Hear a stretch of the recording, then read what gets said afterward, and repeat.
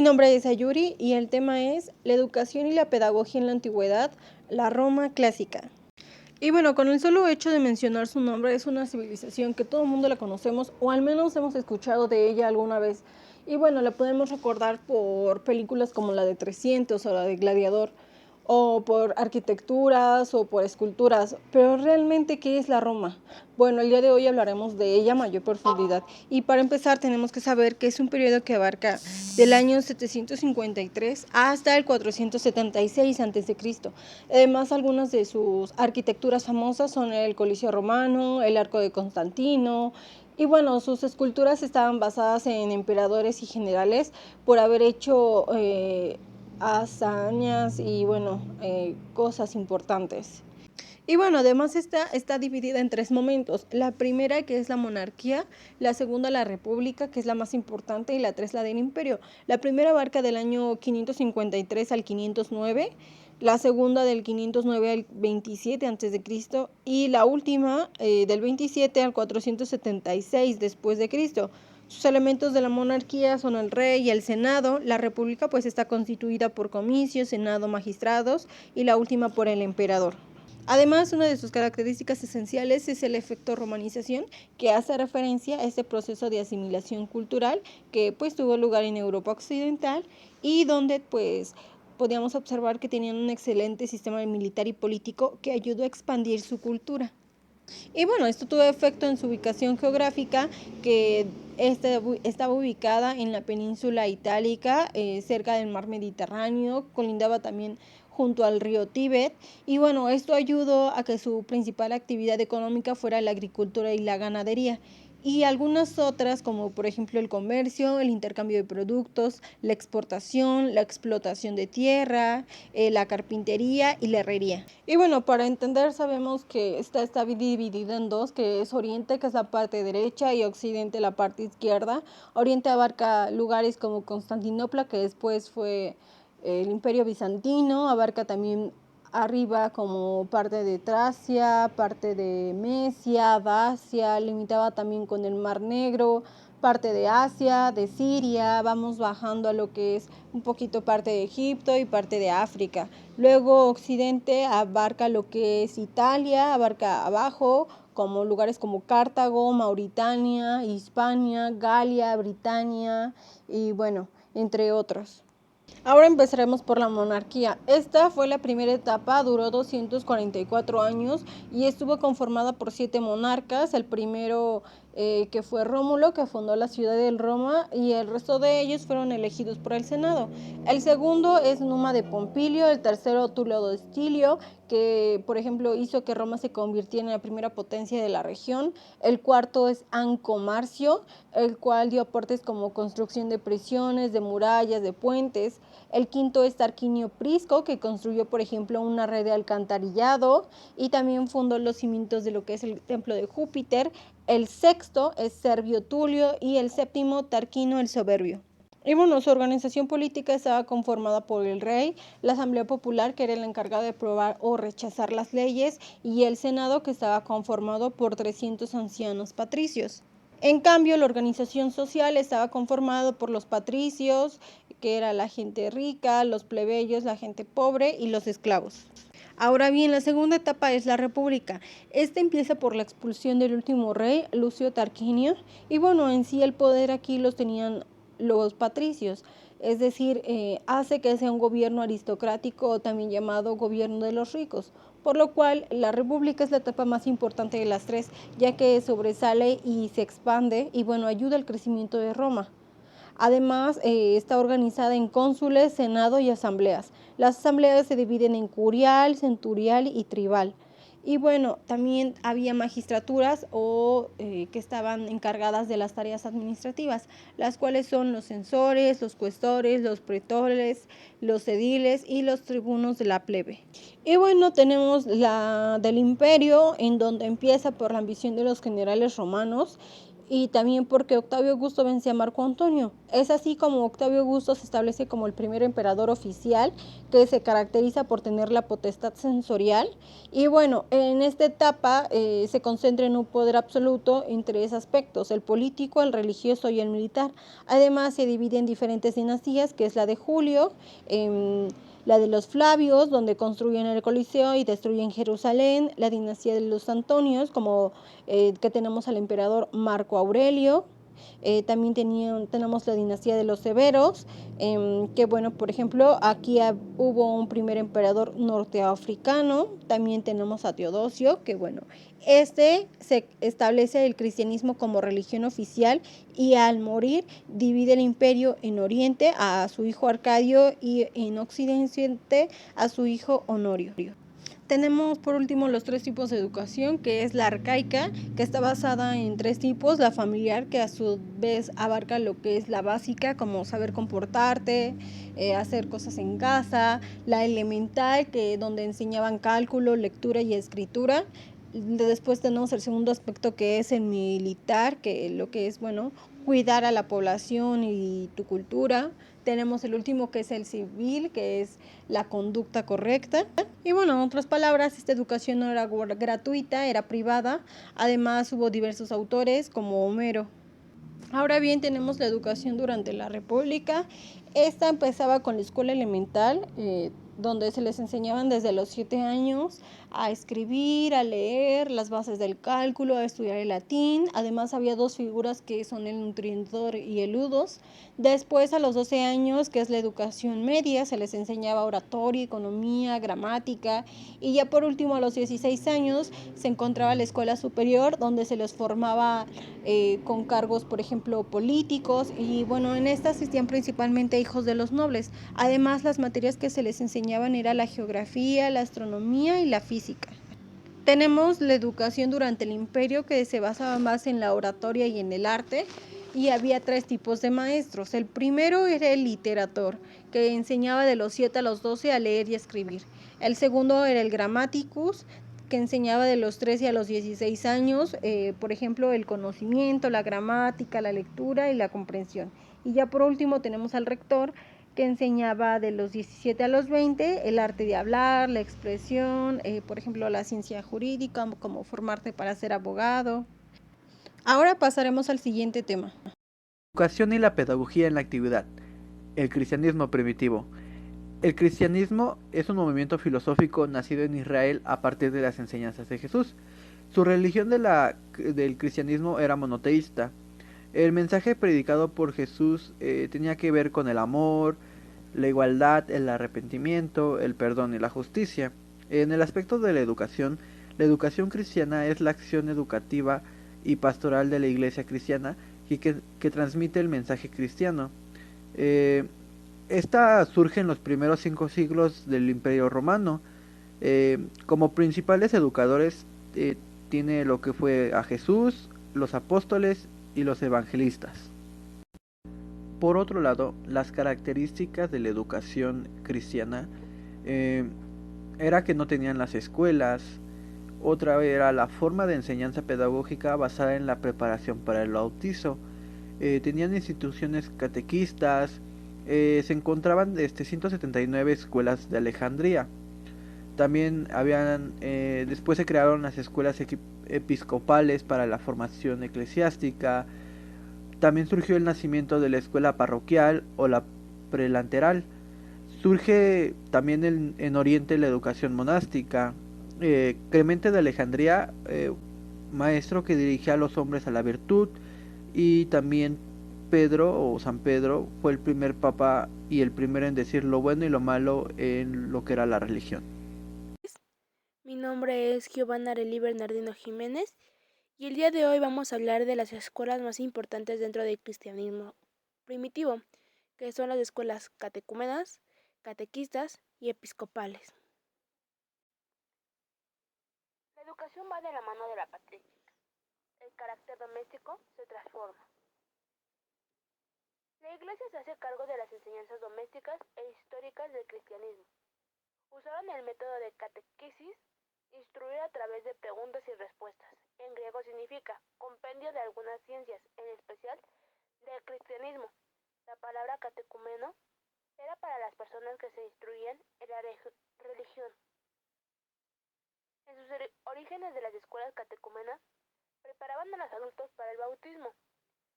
Un sacerdote instruía preferentemente, durante la cuaresma, sobre las dogmas y morales cristianas. Luego fue para niños. Con ellos se añadieron las enseñanzas elementales, que son la lectura, la escritura y el canto. Las instituciones del catecumano eran flotantes. Los santuarios, las criptas, las catacumbas eran lugares propicios para estas enseñanzas. El crecimiento de las instituciones escolares trajo la necesidad de formar a los maestros. Es ahí en donde nacen las escuelas catequistas. Las escuelas catequistas de Alejandría fueron fundadas por Pantano en el año 180. De él siguió Clemente de Alejandría.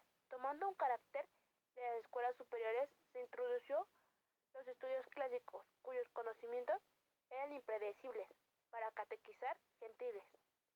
Orígenes dijo que las escuelas no son un semillero ni un santuario de catequistas, sino un centro de enseñanza para preparar obispos. Nacen las escuelas de enseñanza superior, formadas por clérigos, como las escuelas episcopales. Se extendieron a César y de ahí surgieron los planteles de enseñanza distintos a la profesión eclesiástica. Junto a estas se extendieron las escuelas de gramática y retórica, donde se instruye acerca de las ciencias griegas. Eran escuelas de segunda enseñanza, en donde hasta los cristianos acudían a ellas en calidad de maestros y discípulos. La educación de la mujer se trataba de instruirlas para su futuro papel de esposas y madres. Y bueno, ellas también estaban a cargo de la educación básica de sus hijos, que era hasta los 7 años. A partir de ahí ya pasaba la tutela del padre. Además, desde los 14 ya se les enseñaba a bordar, a coser y bueno, desde los 13 a los 17 eran libres, pero ya a partir de ahí se les buscaba esposo. Además existían 3 tipos de matrimonio: el confarreatio, que era religioso; el coemptio, que era la compra simbólica de la mujer; y el usus, que era el matrimonio después de la vida marital. En el pensamiento pedagógico romano encontramos a 3 autores importantes. El primero es Marco Tulio Cicerón, del año 3 al 43 a.C. Este fue un político, escritor y filósofo de latín con orientación ecléctica. Además, su concepción estaba cimentada en lo moral, como por ejemplo que era necesario conducir a los hombres a través de la elocuencia a cosas útiles y benéficas. Y en aportes a la educación, nos decía que la imagen perfecta del orador era importante, ya que un orador debía de tener ciertas cualidades y dones. Y bueno, la preparación que el orador debería de tener era, por ejemplo, primero hacer ciertas ejercitaciones, como saber improvisar en casos ficticios, escribir disertaciones, aprender de memoria los versos, parafrasear, ejercitar la voz, el cuerpo, los gestos. Y bueno, en esta educación el orador debía de aprender ciertas disciplinas como la filosofía, el derecho, la historia, tanto nacional como extranjera. Además, algunas de sus herramientas frente al público eran saber convencer, deleitar, conmover y también adaptarse a los lugares o circunstancias. Nos dio obras importantes como el Tratado de la República, el Tratado de las Leyes, el Tratado de la Vejez, el Tratado de la Amistad, los oficios o los deberes. Tenemos al siguiente autor, que es Lucio Anneo Séneca, del año 4 al 65. Él era un filósofo, político, orador y escritor romano, conocido por dar obras de carácter moralista. Además, perteneció a una familia acomodada y da una gran frase célebre que constituye su elemento a la educación, que es: aprendemos para la vida y no para la escuela. Esta frase nos quiere dar a entender que no solamente es importante la parte teórica, sino también la parte de la práctica. Además, es importante enseñar más con el ejemplo que con las palabras. Había también ciertas cualidades que debía de tener el orador, como por ejemplo la voz, la memoria, donde es importante siempre estarla ejercitando; el temple singular, que se refiere a esa parte de el estilo oratorio en cómo vas a hablar y transmitir al público, la apariencia física, que se refiere a los ademanes y a los gestos. También nos dice que los padres y los profesores deben de dar un buen ejemplo, ya que son el ejemplo a seguir. Y bueno, es importante también reducir las necesidades del cuerpo, también vivir con sobriedad, con austeridad, tener buenos amigos, seleccionar las lecturas. En sí puedes tener una buena vida. Por último tenemos a Marco Fabio Quintiliano del año 35 al 95. Él fue un gran retórico y pedagogo hispano-romano. Además se convirtió en el primer docente con sueldo a cargo del erario público y bueno, él pensaba o propuso juegos como recurso didáctico para fomentar la competitividad. Además, el método de aprendizaje decía que se debía adaptar a las aptitudes y personalidades de cada uno. Y él también rechazaba el castigo físico. Unas de sus obras más importantes son Instituto Oratoria y Pro Naevio Arpiano. Y bueno, él pensaba que un maestro debía de ser un ejemplo, un modelo. Por lo tanto, debía de ser un hombre de bien, que tenía que tener virtudes, que tenía que ser honrado, honesto y que tenía que realizar su trabajo con dedicación o con pasión. La Edad Media es el periodo comprendido entre el final de la Antigüedad y la caída del Imperio Romano Occidental. En el año 473 después de Cristo y alcanza hasta el comienzo de la era moderna con la caída de Constantinopla en 1453. Tanto se ubica entre el siglo V y el siglo XV. Su clase social se divide o está formada por 3 niveles: el clero, la nobleza y el campesinado. La nobleza está constituida mayormente por los dueños de las tierras. Dentro de la nobleza había diferentes rangos. Los más importantes eran los magnates, los nobles y los caballeros. Dentro del clero estaba el clero alto, conformado por los cadetes y discípulos; el clero medio, conformado por discípulos; el clero bajo,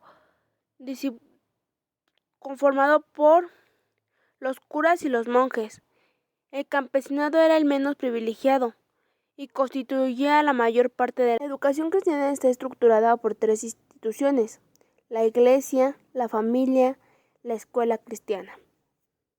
La escuela cristiana no existía en un principio. Los niños asistían a las escuelas judías o paganas, donde dedicaban su esfuerzo a lo instructivo, mientras lo formativo quedaba para la familia. Posteriormente,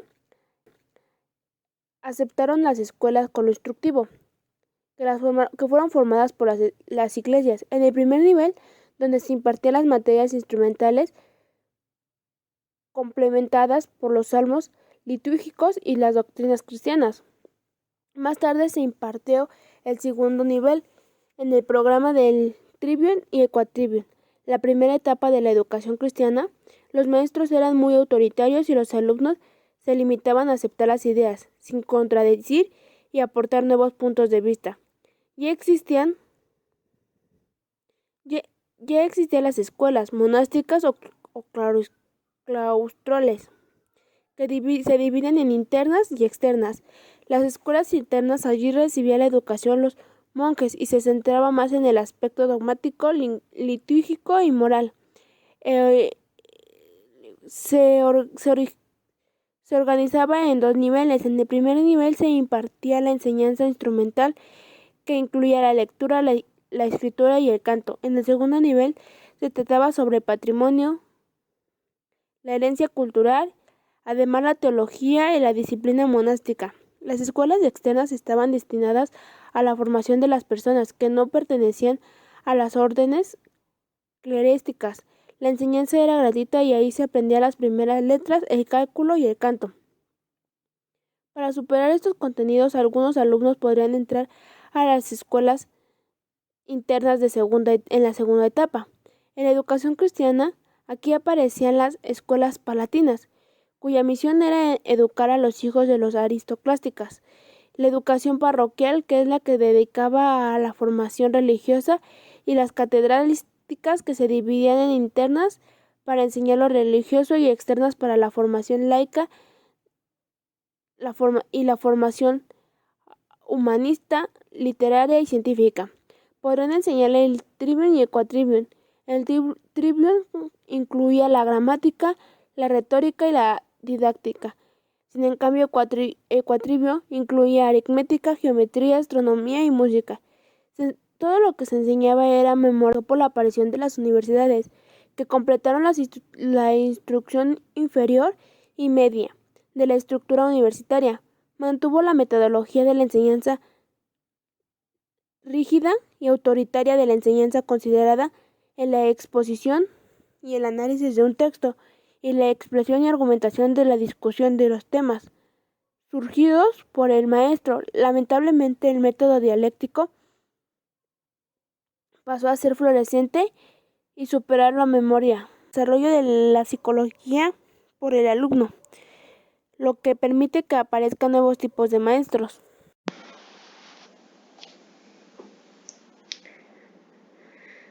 Hola, buenas tardes. Mi nombre es Perla Margarita Guerrero Cortés y hoy voy a presentar el pensamiento pedagógico en la Edad Media sobre una línea del tiempo.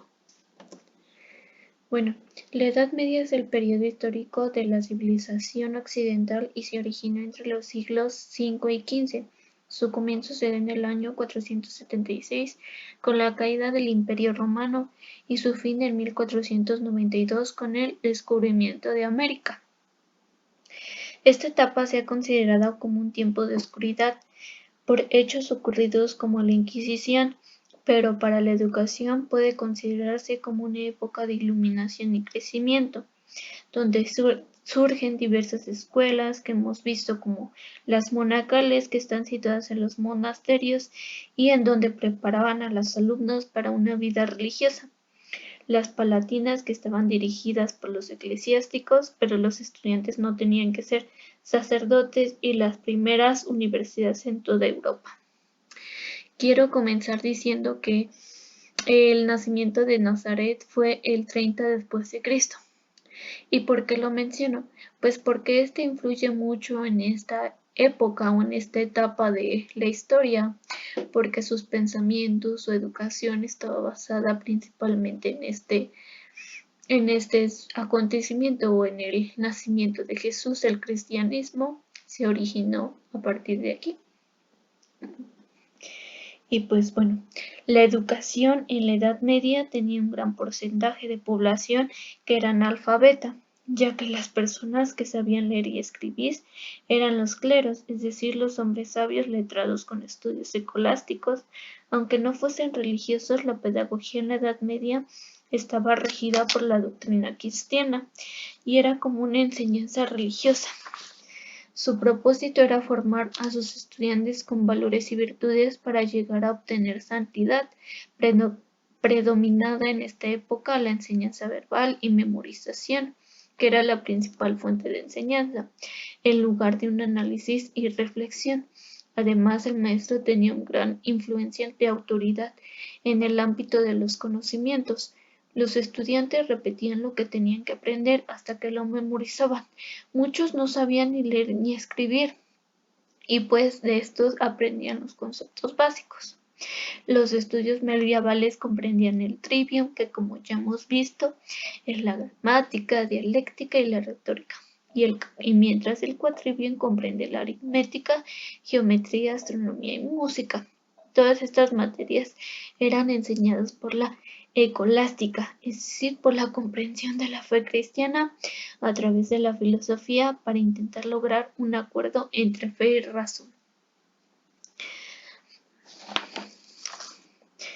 Y pues bueno, las características principales de la Edad Media es que estaba regida por una doctrina cristiana, por enseñanza religiosa, que era el centro de todo. Era profundamente moralizadora, trata de liberar al hombre del pecado para que trate de alcanzar la vida eterna. Tenía una extrema disciplina, mayor atención a la vida emotiva y religiosa, la aparición de la educación caballeresca, una notable influencia de la autoridad del maestro, el desarrollo de educación seglar, municipal y gremial. mayor atención a la vida emotiva y religiosa, y pues el predominio de las materias abstractas y literarias en lugar de las realistas y científicas, es decir, que se basaban principalmente en la Biblia y en los pensamientos de los que enseñaban esto, o de los cleros, de los papas se podría decir, o de los que enseñaban esta doctrina.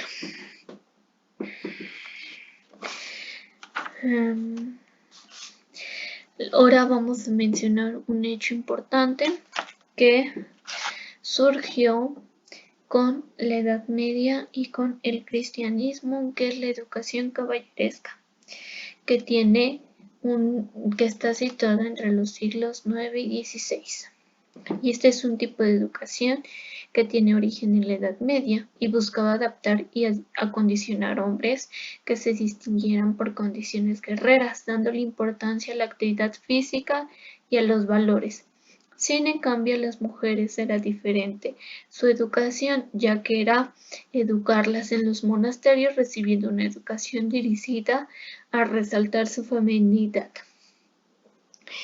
Y pues con esto también del siglo XI al XII nace el feudalismo, y con esta etapa viene un sistema político con obligaciones militares, jurídicas a través de la nobleza guerrera.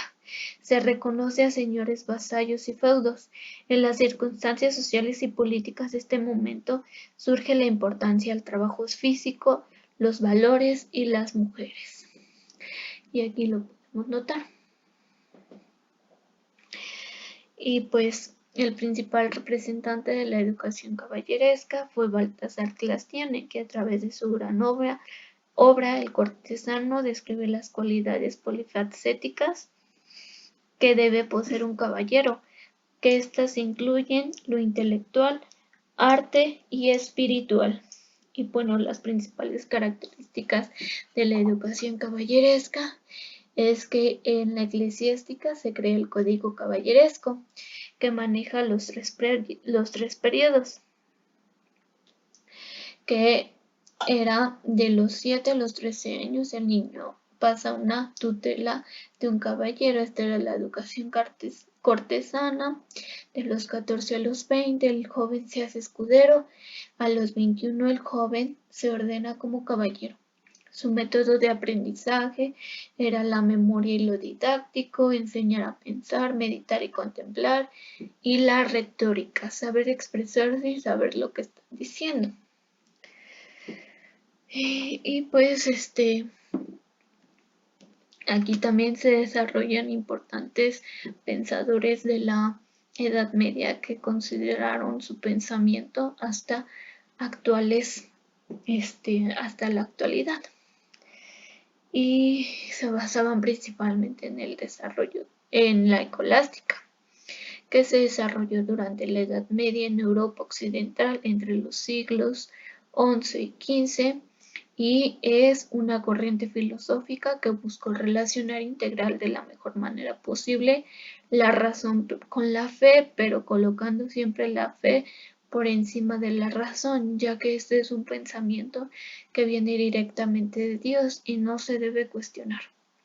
El primero que tenemos de ellos fue Hugo de San Víctor, y bueno, él fue un filósofo, teólogo y escritor que estudió en el monasterio de San Pancracio, y pues ahí recibió su educación. A pesar de la oposición de sus padres, tomó el hábito de los canónicos regulares de San Agustín.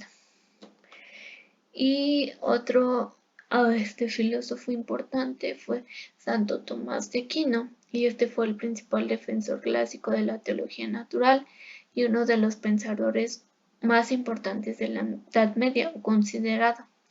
También es considerado el santo patrono de las universidades y centro de estudios católicos. Estos dos pensadores creían que la fe y la razón no tenían por qué contraponerse, sino suplementarse, ya que ambas tienen características iguales. Sin en cambio, la fe viene de un pensamiento más más arriba, ya que viene de Dios y este no se debe cuestionar. Su pedagogía estaba en formar personas, ofrece orientaciones para el desarrollo de un proceso educativo centrado en la persona de carácter humanista. Y para él la educación era el efecto de nutrir o transformar dentro de la vida cristiana, como pues todo este todo este acontecimiento de la Edad Media, pues principalmente el centro de todo era Dios, sino hasta siglos posteriores que cambiaron este pensamiento. Pero ellos estaban principalmente encaminados a que sus estudiantes estuvieran relacionados con el cristianismo y se formaran de forma natural para poder llegar a salvarse y para que no fueran herejes. Y pues como ya se mencionó también anteriormente, Baltasar Glacione nació entre 1472 y 1529 y pues él con su gran obra pues este es el principal representante de la educación caballeresca, como ya se mencionó, y las cualidades que posee. Bueno, pues la mujer era algo distinto a lo que se enseñaba a los hombres en los monasterios, pues su educación era dirigida a su feminidad, a resaltar su feminidad y el papel en la vida en la vida de un caballero medieval. Es una dama noble, sujeta a los valores de su familia, vulnerable a los peligros sociales y devota. Sin en cambio, Santo Tomás de Aquino pensaba que la mujer no tenía por qué ser diferente al hombre, ya que al subir al cielo todos somos iguales ante los ojos de Dios. Y pues en la Edad Media la mujer no era considerado un símbolo importante porque pues no, no tenía las cualidades que debía de poseer un hombre. Y bueno, el suceso que marcó la historia de la Edad Media, que fue la Inquisición, fue entre 1231 y 1232. Y pues con esto quiero decir que su objetivo era la reconciliación del hereje con la Iglesia y de esta forma conseguir la salvación eterna. Pues el Tribunal de la Inquisición fue creado en la Edad Media con el propósito de reprimir la herejía. Y los que se oponían en contra de este pensamiento, en contra de los pensamientos del cristianismo, pues eran castigados de una manera brutal, con tal incluso llegar a matarlos para que pues se salvaran del pecado, sin importar lo que pasara, ni lo que dijeran, ni todo lo que se decía.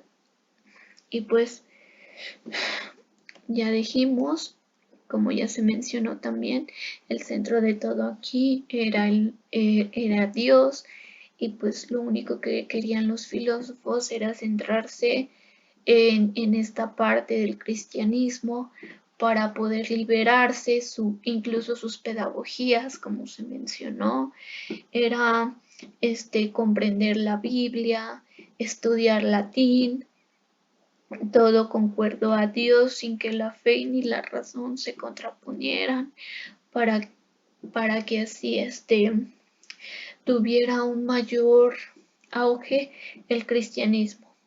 Y bueno, con esto sería todo sobre el pensamiento pedagógico. Gracias. Hola, ¿qué tal? Mi nombre es Cecia Elizabeth Laguna Sánchez y me toca exponer acerca de los temas Reforma Protestante, Contrarreforma y Naturalismo. Comencemos. La Reforma Protestante es un movimiento en contra del clero. Esta corriente sostiene la existencia de Dios, creador de todo, pero no es el centro de todo. Como lo podemos ver, el cristianismo se basa en las iglesias y el cristianismo primitivo. Sin embargo, el catolicismo pues busca tener el poder absoluto y tener control de la economía y la educación. Este movimiento pues nos deja unos exponentes, los cuales son Martín Lutero, que es considerado como uno de los principales autores de este movimiento, y él nos da la postura de que el hombre se salvará solo por su fe y que debe de existir una relación entre Dios y el hombre sin intermediarios, lo cual lo podemos traducir como no, el hombre no necesita de un intermediario para hablar con Dios, sino o para acercarse a Dios, sino que tiene que ser el hombre y Dios, Dios y el hombre únicamente. También él tiene una, pues la idea que él tiene es acerca de que la educación tiene que estar basada en las Sagradas Escrituras. Por otra parte, tenemos lo que es Felipe Melatón. Él pues busca una igualdad entre los creyentes, deja atrás lo que son las jerarquías y da esa postura de que todos son iguales y hay una igualdad entre cada uno de los creyentes. Por otra parte, pues también él deja claro que para todo tipo de información, de educación, pues debe de estar basado en las Sagradas Escrituras. Y él maneja lo que son 3 niveles de educación, los cuales son primario, secundario y terciario. En estos 3 niveles, pues se da lo que es la educación antropomórfica, lo cual está basada en el pensamiento del hombre. Pues Felipe, en este sentido, pues es el mayor exponente de las escuelas protestantes y maneja él una teoría pedagógica alemana y pues promueve la enseñanza superior. También tenemos a Juan Calvino. Juan Calvino es muy importante porque es el fundador del calvinismo y propone que Dios es el responsable de todas las cosas. Él pues nega la iglesia romana y pues él tiene esa postura de la lectura de la Biblia que es muy, muy, muy importante. También cree que la fe pues debería de ser todo para el hombre y desarrolla pues escuelas donde hay estudios liberales y pues todo lo que su postura es de que todo lo que el hombre obtenga de conocimiento pues está sustentado por Dios. Otro movimiento con el que nos encontramos es el de Contrarreforma.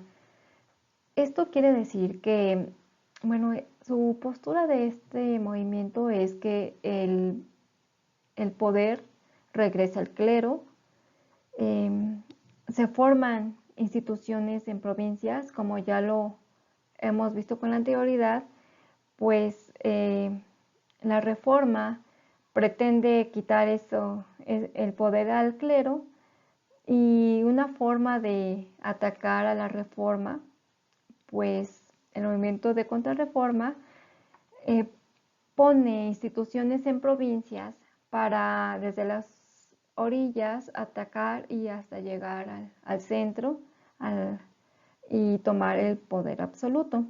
Otra cosa muy importante es el reconquistar la fe del creyente y buscar un concilio. Dentro de todas estas cosas también pues surge la formación de la orden de los jesuitas. También pues se crea el Santo Oficio, donde pues se crea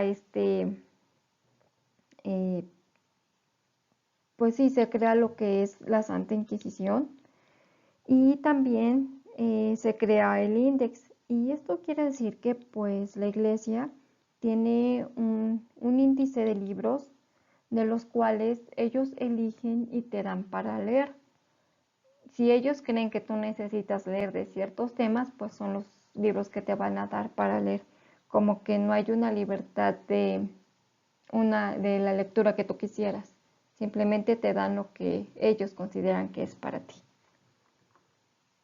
Tenemos aquí varios representantes de este movimiento. Uno de ellos es San Ignacio de Loyola, quien representa a la Compañía de Jesús. Este personaje pues busca que toda la educación, la persona que quiera ser, pues, estar en este sentido de ser educador, pues tiene que estar totalmente consagrado, tiene que confesarse, tiene que predicar que les, pues eso, la educación. Le interesa mucho lo que es la juventud católica. Él promueve la fe y las reglas del hombre. También busca esa parte de dirigir colegios de jóvenes que están pues descarriados.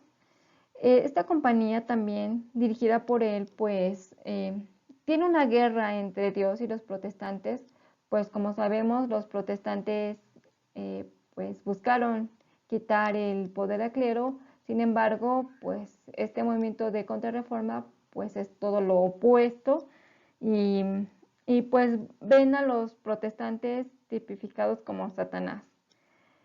También aquí se implementa la educación militar.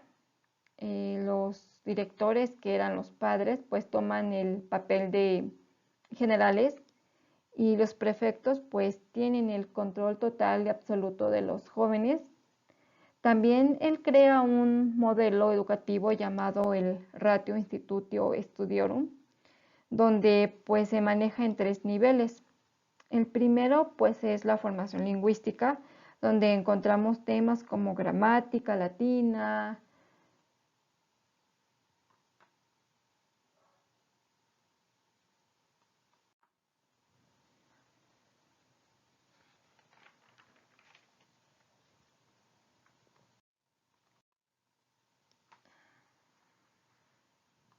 Educación y la pedagogía en la actividad.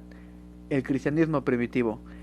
El cristianismo es un movimiento filosófico nacido en Israel a partir de las enseñanzas de Jesús. Su religión del cristianismo era monoteísta.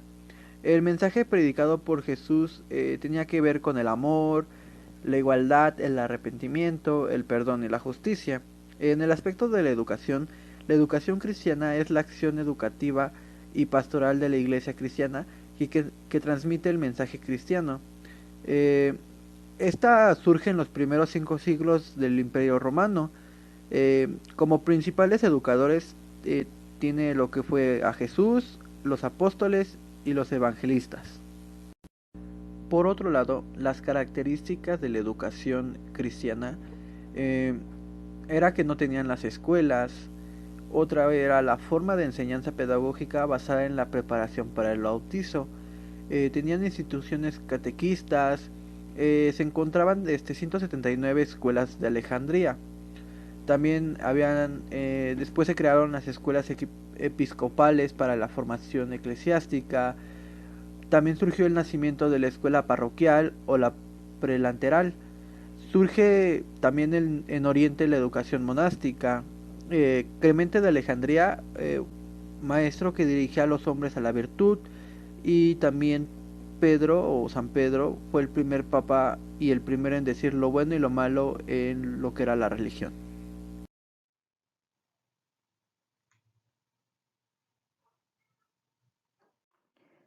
Como podemos ver, el naturalismo es un movimiento filosófico, literario, donde se revaloriza la dignidad del hombre. Este surge pues en el siglo XV en el continente europeo. Tiene una gran influencia de los autores Francesco Petrarca y Giovanni Boccaccio. Este movimiento pues se caracteriza por la dignidad del hombre y pues la cultura antigua también. Algo muy importante que es bueno mencionar que este movimiento no limita los estudios de la teología, promueven el antropocentrismo, lo que quiere decir que la idea del hombre es el centro de todo, de todas las cosas. También aquí ya se promueve el uso del método científico, donde se intenta explicar pues la realidad de las cosas. También junto con este movimiento pues viene la invención de la imprenta y todavía, como dato importante, todavía se maneja esa línea entre ese concepto más bien de Dios creador de todo, su concepto universal. Sin embargo, pues este movimiento nos deja unos exponentes. Uno de ellos es Erasmo de Rotterdam, donde él es el mayor exponente del humanismo. Él nos deja dos obras muy importantes. Una se llama Elogio de la locura y el otro se llama Los coloquios. Él defiende la postura de la interpretación libre de las escrituras, una interpretación libre, se podría decir, sin cosas que se opongan. Otro exponente muy importante es Juan Luis Vives, que es un ecléctico universalista. Él pues propone una paz internacional, tiene esa sensibilidad de ayuda a los pobres. Él tiene pues también esa postura de la lectura de los textos antiguos, los cuales son los platónicos y aristotélicos. Y algo muy importante aquí, que él aplica la psicología a la educación y maneja lo que es el método intuitivo e inductivo. Aquí tiene pues, como una postura, se podría decir, donde él dice que si tú dejas a un niño 2 meses en el instituto, él puede explorar sus dotes intelectuales y morales, hasta donde él puede llegar, puede generar habilidades, puede ver sus limitaciones, pero esta es la postura que este personaje maneja. Por otra parte, tenemos a Francois Rabelais. Este personaje pues maneja la libertad individual, le da un valor a la educación integral y es un entusiasta, perdón. Él tiene un entusiasmo por el conocimiento y la vida. También pues él tiene como que promueve la educación física y la moral como una formación educativa que el hombre debe de tener. Tiene un método de enseñanza el cual está basado en el juego. Y posteriormente tenemos a Michel de Montaigne. Pues descubre lo que es el ensayo como una forma literaria y él nos deja como enseñanza la doctrina del escepticismo. Él sostiene que el hombre tiene pues derecho a la duda y uno de sus principios fundamentales pues es la moral. Él maneja mucho la cuestión moral del hombre. Por otra parte, pues tenemos también lo que son los beneficios que trae este movimiento naturalista y pues uno de ellos es la imprenta, como ya lo había mencionado anteriormente. Otra parte es el uso de un lenguaje vulgar para que la gente pudiera entender lo que se les enseñaba o lo que se les decía. Otra cosa muy importante que fue y pues fue muy importante para este movimiento, este periodo, pues fue la apertura de academias y universidades. Esto pues ayudó a que se ampliara un poquito más el conocimiento y que pues más gente decidiera pues adquirir conocimiento. Bueno, eso es todo de lo que me tocó exponer y continuaremos con el siguiente tema. Gracias. El humanismo. Concepto. El humanismo es una y fecundada experiencia de las ideas abstractas de la educación, adquirida en alemán, y su ideal de vida es el griego moderno. Principales representantes: Mateo, Cristian, Haidt y Juan Augusto. El humanismo se caracteriza por la liberación del intelecto, la racionalidad y el despertar la conciencia. 2. El cambio social revolucionario. Y 3. La lucha contra la cultura. Su educación humanística se desarrolla por la personalidad, por los valores humanos y fundamentales. El humanismo desarrolló el amor universal, conocimiento aplicado, el conocimiento de uno y del mundo, y la evolución individual, movimiento y motivación. ¿Cuál es el fin del humanismo? Se trata de alcanzar una formación integrada del hombre, donde el objeto de la educación no sea una simple meta profesional, sino la aptitud de una facultad física, mental e espiritual del hombre. ¿Cuáles fueron los principios del humanismo? Fue la biosfera, el replanteamiento de la filosofía y la rehumanización. Las escuelas humanísticas. Las escuelas humanísticas se destacan por la formación del carácter del niño o niña. Tiene como prioridad la formación mental académica, la ética, el respeto, la compasión y el cuidado de las plantas, del desarrollo humano. Otros aspectos únicos del ciudadano es el cuerpo físico, la conciencia social y el desarrollo de los valores, el autoestima, el respeto hacia sí mismo y hacia los demás. Uno de los representantes era Kant. Kant traduce la corriente humanística en el idealismo alemán. Fue el fundador del idealismo alemán. Skinner y el problema de la educación estética, a fin de entender las ideas dentro del humanismo. Juan y el problema de la educación nacional. Trata de dar a esta una pedagogía social y un sentido nacional. Unidad 4. El modo de actuación profesional del psicopedagogo y su influencia en la educación mexicana. Línea del tiempo. Soy Perla Margarita y también vamos a presentar el último tema de la unidad. Bueno, pues con la llegada de los españoles a México se tuvo una gran importancia que surgió en 1519, ya que fue la base principal de que la educación o de que aprendiéramos a leer de una forma más competitiva. En 1818 nace Gabino Victorino Juan Nepomucemo, que fue un maestro y filósofo, y transformó de manera radical a la educación y estableció las bases del positivismo en México. Con el triunfo de la República regresó a la capital mexicana con el presidente Benito Juárez, lo que comisionó para preparar la Ley Orgánica de Educación Pública, decretada en diciembre de 1867.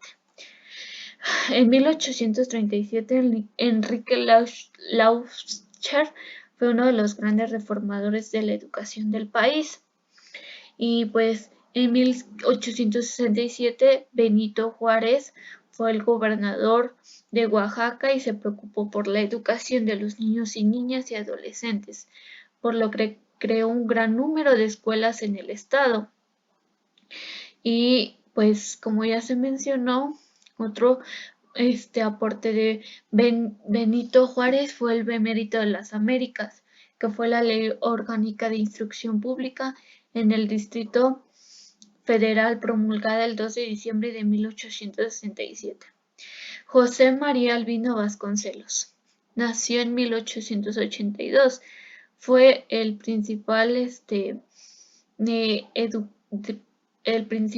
para que la educación llegara a un mejor estatus social. Fue el fundador del Ministerio de Educación, desarrollando una fecunda y extraordinaria labor, lo que mencionó sobre el nombre el maestro de la juventud de América.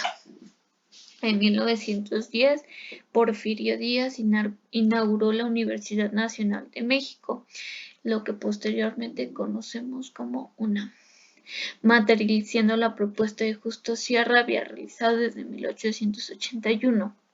El propósito de esta institución era preparar por provenir para el pueblo mexicano con un principio educador y científico. El artículo 3 de la Constitución mexicana, que habla sobre la educación, fue creado en 1917 con la objetividad de que a todos los mexicanos y mexicanas pudieran tener un desarrollo educativo formal y de forma estable. El 3 de octubre de 1921 se crea con la Secretaría de Educación Pública, con lo que ayuda a Vasconcelos. Más bien Vasconcelos ayuda a que esta tarea se pueda realizar de una manera efectiva. Y pues permitía asegurar el acceso de todas las mexicanas y mexicanos a una educación de calidad. Los desayunos escolares, que fueron creados por José Vasconcelos, que fue en 1929, se distribuyen en nuestro país desde 1929 y en ese entonces solo era en zonas pobres de la Ciudad de México. Para 1995 ya se encontraba en los 32 estados.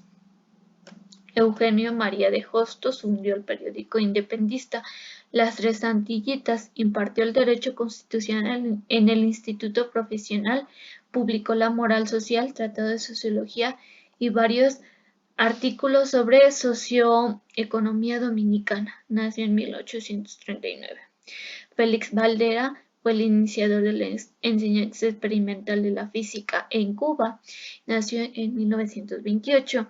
En 1932 nace José de la Luz Caballero y tuvo la oportunidad de conocer y analizar las corrientes pedagógicas más avanzadas en los países que visitó, a remener sus propias concepciones y al referirse a la pedagogía en 1832 y 33, la denominó ciencia de la educación, lo que constituía una tienda novísima de aquellos tiempos. Y es considerado como una de las personas que más ha hecho por la educación pública en su país. Y terminamos con Simón Rodríguez, que propuso la inclusión social a través de la escuela para todos, la formación del trabajo y la adquisición de nuevos hábitos que posibilitarán las relaciones sociales propias de un sistema republicano. Pues bueno, como podemos ver, la educación en México fue progresando y se inició desde el descubrimiento de América. Ya con el paso del tiempo esta fue evolucionando. Sin en cambio, hay muchas decadencias por parte del Estado mexicano porque pues los sectores públicos no aportan para que tengamos una educación de calidad. Por decir, la universalidad, que toda educación llegara a todas partes, sin en cambio no es así. En los campos podemos ver que no hay muchas escuelas, o en las ciudades urbanas también la educación no es del todo gratuita, porque pues obviamente pasajes, se gasta dinero, pues también comida, y pues son muchos factores que impiden una buena educación, una buena calidad de la educación en México. Sin embargo, hemos estado progresando y bueno, también hay un programa que no nos ayuda a nosotros, porque por eso los niños desertan, o hay mucha deserción por parte de los alumnos, de los estudiantes, porque se aburren, porque no tienen el dinero suficiente para poder pagar su colegiatura, pues muchas decadencias.